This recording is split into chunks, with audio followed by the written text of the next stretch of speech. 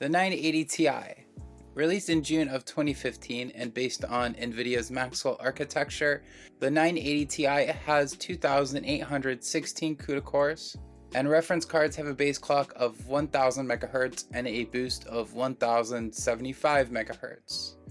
These cards came with 6 gigs of GDDR5 with a 384-bit bus. At the time of release, this card was $650 for the reference models, but like all GPUs, as time goes on, the price does go down, and right now these can be had for $200 to $300. Today we'll be looking at how this GPU performs in 10 games, a mix of DX11 and DX12 titles, to see how this GPU has aged and to see if it's still worth buying.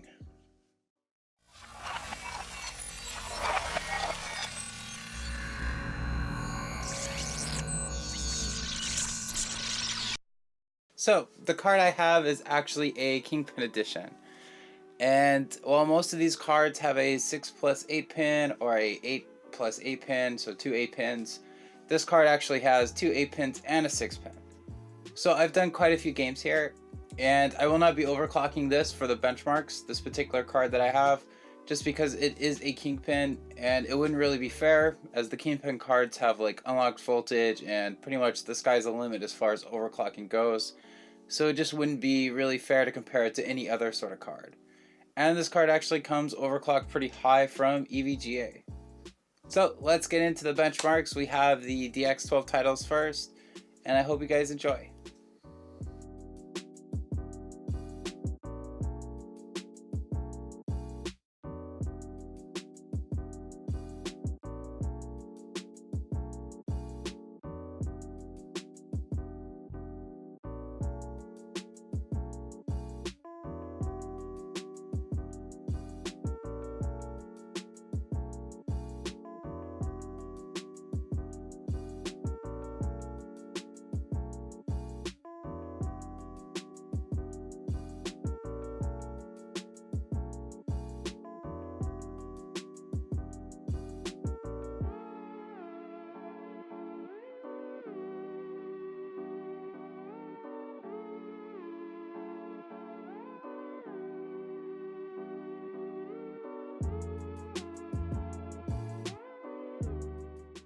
So those are the benchmarks, and as expected, quite honestly, this thing is pretty beastly at 1080p gaming.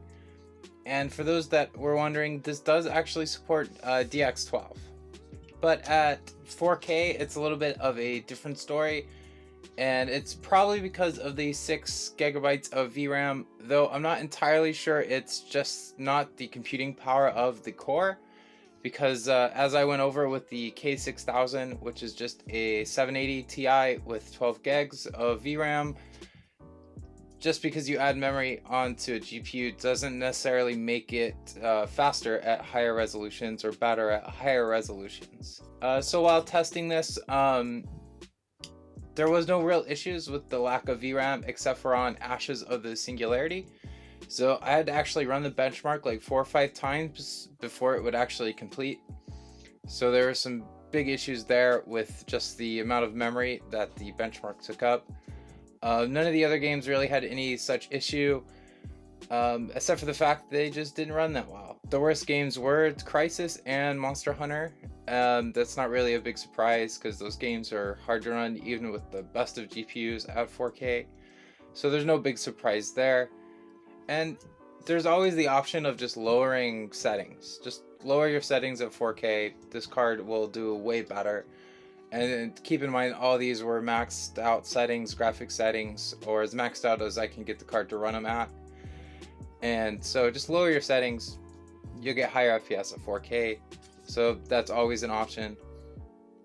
And 1080p gaming was, like I said, really good.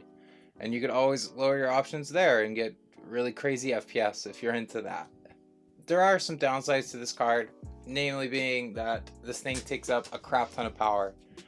So at stock voltages, that being like reference voltages, like you'd get a reference NVIDIA card at, and not overclock it, not touch anything, it takes about 270 watts of power, just the GPU. And then if you crank up to the max that Afterburner will go, which is actually about the voltage that this thing comes in at stock from EVGA. It's about 300 watts. So I'd say you need at the very minimum 500 watt power supply, preferably 700-800 watt, just to be safe and for efficiency reasons. If you're in the middle range or upper middle range, your power supply will be less stressed out.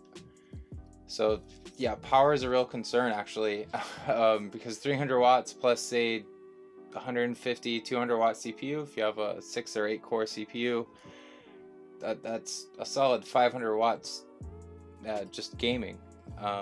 So that's definitely might be an issue for some people. But the good news is power supplies are a lot cheaper than video cards. You can go out and get a 700 watt power supply pretty easy nowadays. Another major concern is actually heat. Because this thing takes up a lot of power, it's heat. It generates heat. And so like this one has an air cooler. This is like a high-end model, has an air cooler, but it still gets really hot. And quite frankly, you're going to need really good airflow somehow, either blowing directly under or to the GPU or out of the case, somehow getting air to or from the GPU. Now, of course, you could just water cool this.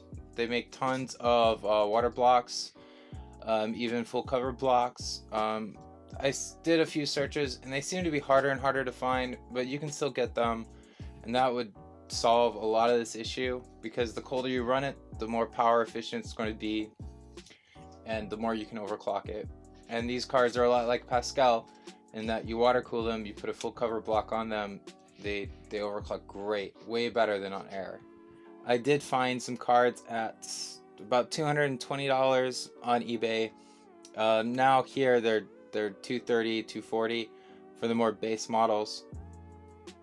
Now, you know, the more popular, the more wanted the card, like for example a Kingpin card or a Strix card or whatever, the more expensive it's going to be. And some of these are like $350. So that does put it in line with the GTX 1070 and even the Vega cards.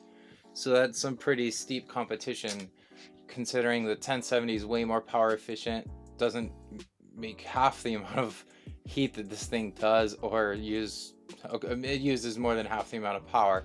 But you get the idea. It's way more power efficient and has more VRAM, so it's going to perform a bit better at 4K. And it's roughly the same price, right? So it makes it kind of hard to justify going out and getting a 980 Ti, but at the same time, the 980 Ti is not a bad option at all if you can get it for under $300. So would I recommend a 980 Ti in 2019? Yeah, probably, if you can get one for under 250, 300, then it makes sense. Now, if you're looking at cards that are 350, 375, honestly, you might as well just go out and buy a 1070, or I've seen some 1080s as low as 350. So it really just depends on the deals that you can get, if this thing is really worth it for you. This was my thoughts on the 980 Ti in 2019. If you like the video, please put a like down below, subscribe if you want to see more. And actually, since this is a Kingpin card, I kind of feel bad not overclocking it, so I'm actually going to do a separate video just overclocking this card. So if you want to check that out, just stick around, check that out. Might be fun. We'll see what happens. And until next time, bye.